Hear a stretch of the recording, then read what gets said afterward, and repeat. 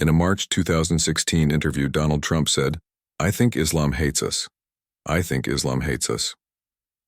A few months earlier, in September 2015, he had adopted a comparatively softer tone, saying, "I love the Muslims. I think they're great people. I love the Muslims. I think they're great people." Donald Trump is known for his contradictory statements. Today we'll take you through not only Trump's views but also those of U.S. presidents, cabinet members, and key officials over the years regarding Islam.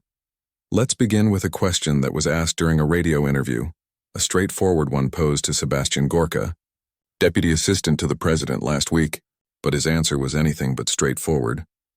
He said, "It's not a discussion about Islam as a religion or not a religion. It's about radical Islamic terrorism. We are prepared to be honest about the threat.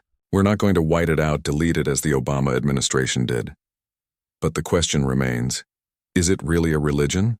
Gorka replied, "I think you should ask him that question. But I would say that's really a misreading of everything he's said over the last 18 months. A closer look at President Trump's statements over the past year and a half only complicates the matter, especially when viewed alongside the opinions of his closest advisors. Trump has repeatedly warned of the dangers of radical Islamic terrorism, a phrase that Barack Obama, during his presidency, pointedly refused to use. He accused Obama and Hillary Clinton of being the founders of the so-called Islamic State. He engaged in a public feud with the parents of a Muslim U.S. soldier who was killed in Iraq.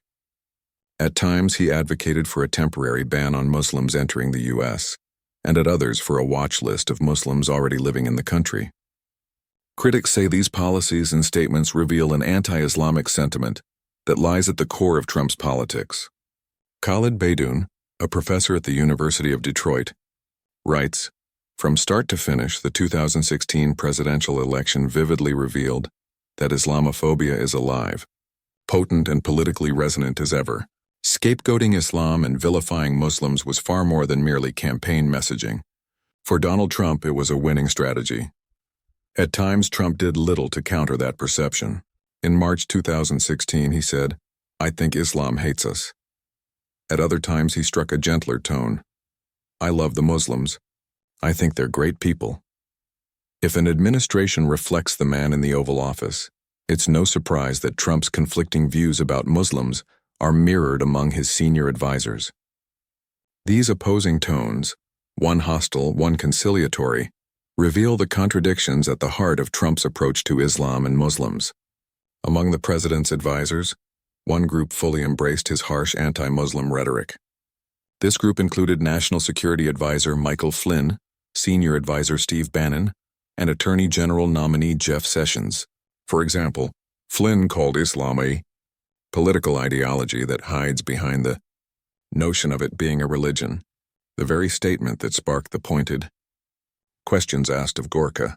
Flynn also likened Islam to a malignant cancer and tweeted that fear of Muslims is rational.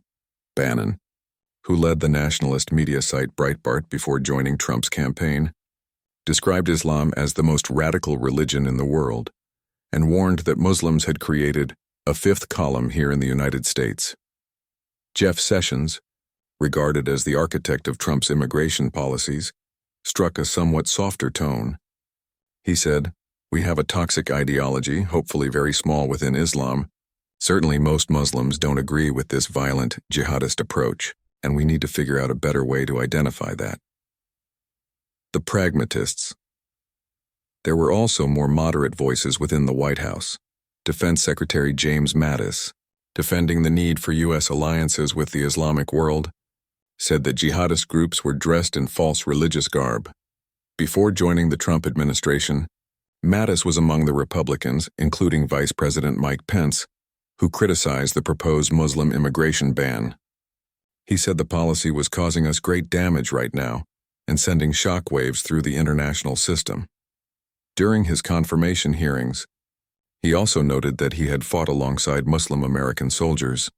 White House Chief of Staff Reince Priebus, considered Bannon's rival within the administration, also took a softer tone, saying there would be no Muslim registry. In his words, "There are some aspects of that faith that are problematic, but it certainly isn't a blanket for that faith." The cost of rhetoric. The Trump administration's stance on Muslims has been more than a theoretical debate. In lawsuits challenging his executive order that suspended refugee resettlement and immigration from 7 Muslim-majority countries, opponents cited his and his advisors' anti-Islamic statements as evidence that the policy was unconstitutionally directed against Muslims. Past presidents, by contrast, went out of their way to clarify that their issues were not with Islam as a faith, if only to balance their military interventions in Muslim nations. After the 9/11 attacks, President George W. Bush said, "The face of terror is not the true faith of Islam. Islam is peace." Yet later, he launched invasions of Afghanistan and Iraq. President Obama made similar remarks, emphasizing, "It's very important for us to align ourselves with the 99.9% of Muslims who are looking for the same thing we're looking for: order, peace, and prosperity." Still, in 2016 alone, he ordered over 26,000 bombs to be dropped on Muslim countries including Syria, Iraq, Afghanistan, Libya, Yemen, Somalia, and Pakistan. President Trump, however, lacks the rhetorical cushion that his predecessors enjoyed. His actions as president will always be judged through the lens of his earlier statements and those of his advisors. The intense backlash to his immigration order is a clear example, and almost certainly not the last. ChatGPT can make mistakes. Check important info.